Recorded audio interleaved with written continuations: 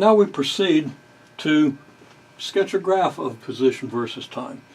This is fairly easy to do if you understand how to sketch the graph of a quadratic. This is just 15 centimeters per second squared times t squared. That's just going to give you a graph that's a parabola with vertex at the origin. So I'm drawing just the t greater than 0 part of the parabola. There's a part over here too, and maybe the thing was moving before. Maybe it was moving up the ramp and so forth. But no information on that, so there's no reason to graph anything for t less than 0.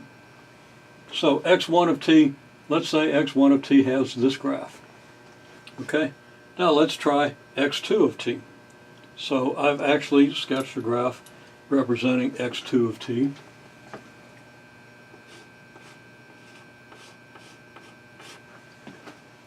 Let's look at the function. It's negative 225 centimeters minus 150 centimeters per second times t plus 25 centimeters per second squared times t squared. It's going to have its vertex when t equals negative b, b being negative 150 centimeters per second, the coefficient of t, divided by double the value of a being the coefficient of t squared. Well, double this is 50 centimeters per second squared.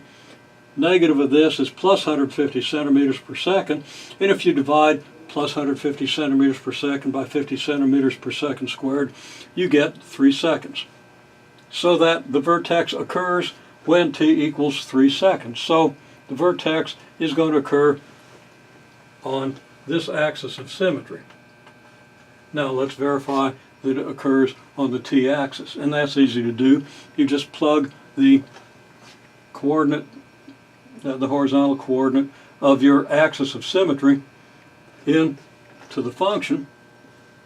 If you put t equals 3 in here, get 225 centimeters here, you get negative 450 centimeters here, and you got negative 225 centimeters here. That adds up to 0.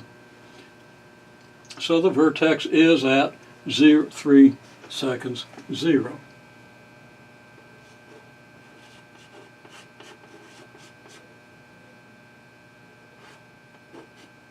And I don't have room to write 3 seconds, comma 0, but you should probably do that if you're taking notes.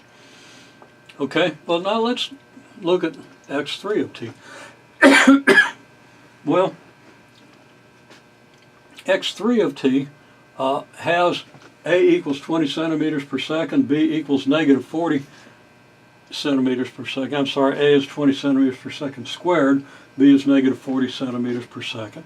If you do negative b, you get plus 40 centimeters per second. Divided by 2a, you get 40 centimeters per second squared. 40 centimeters per second divided by 40 centimeters per second squared is 1. So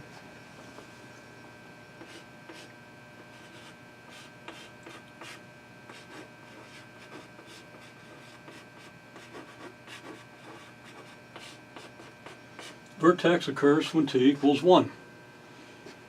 Okay? So, of course, the thing isn't even necessarily moving at t equals 1, but that doesn't mean that the parabola that models the motion as soon as t gets bigger than 2 can't have a vertex there.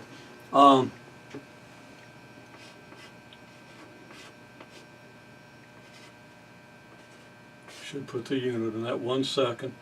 x3 of 1 second, if I plug in 1 second here, I get negative 40 centimeters here and plus 20 centimeters there, so I get negative 20 centimeters. So the vertex of this function is down here. So that's the point, negative 1 second, negative 20 centimeters.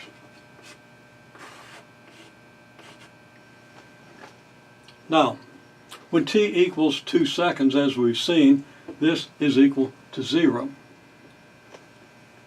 So that we do have this point here. And also, if we calculate the zeros of this function, the other one is at t equals 0. That really doesn't take any calculation since both of these terms have t in them. When t equals 0, x3 is going to be 0. So the x3 function is going to have a parabolic graph that looks something very much like this.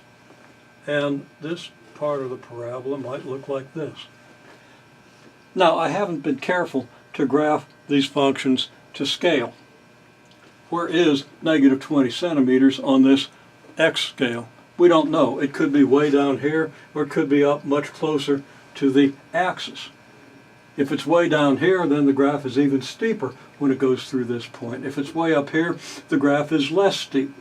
So the way I've drawn it isn't necessarily the way it is. We would have to put a scale on our x-axis to see exactly how these functions compare.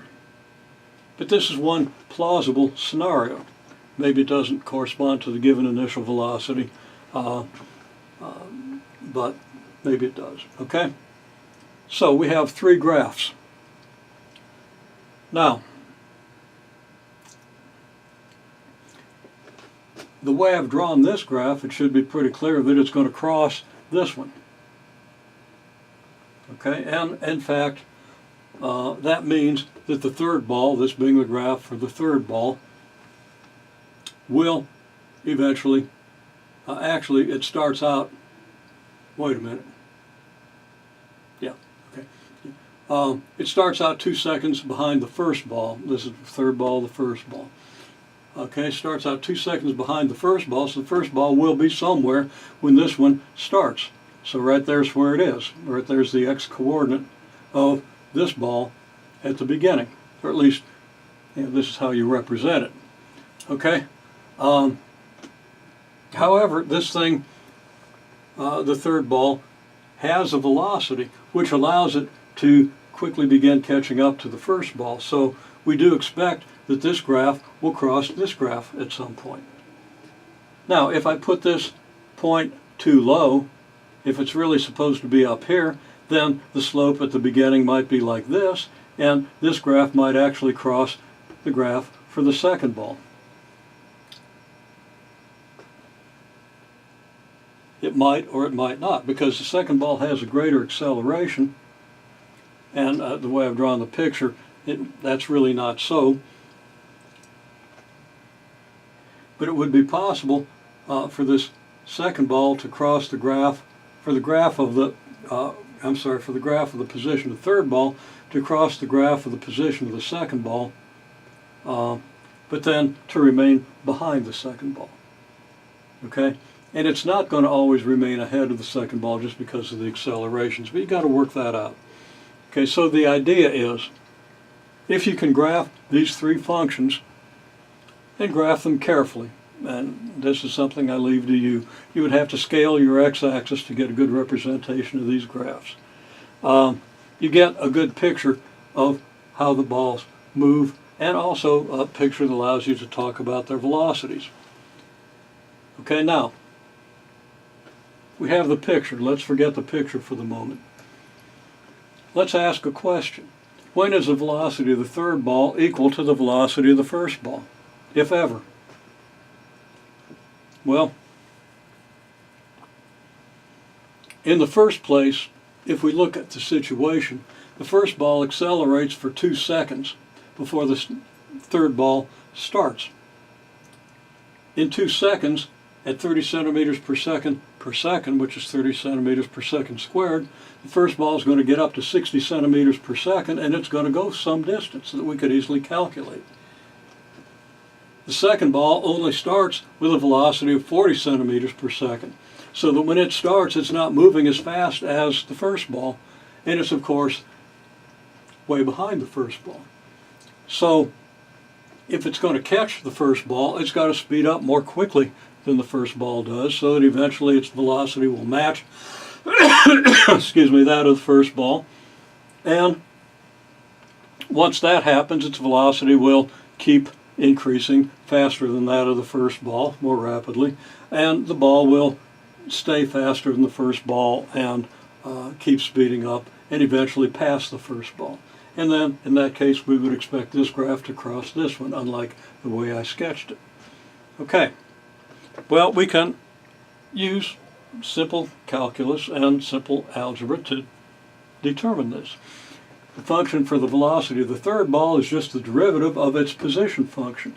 And you can verify that this position function has derivative 40 centimeters per second squared times t minus 40 centimeters per second times t.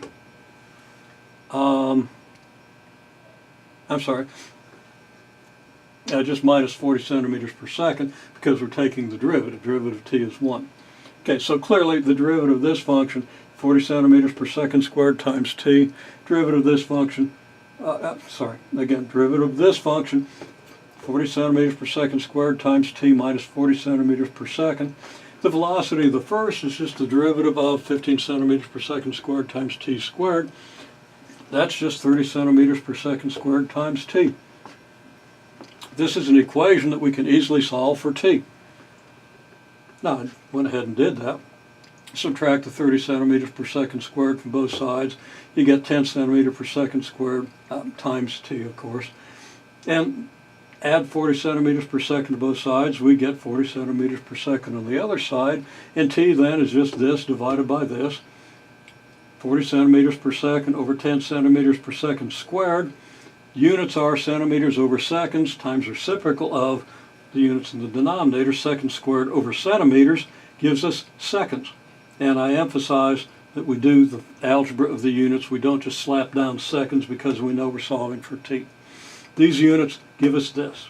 If the units don't work out, it's very likely because we screwed up the solution. Although maybe we just screwed up the unit calculations, but try not to do that. The unit calculations are very simple. So anyhow, dividing this by this, we get 4 seconds, meaning that after 4 seconds, this ball will be going as fast as this ball. This ball is still going to be ahead, but that's the point at which the third ball will start catching up with the first ball. Okay.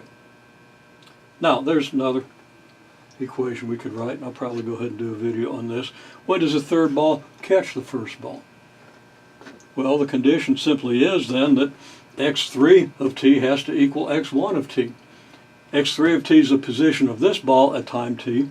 x1 of t is the position of the first ball at time t. And when they're equal, then one ball has caught up with the other. So we'll solve that in a minute.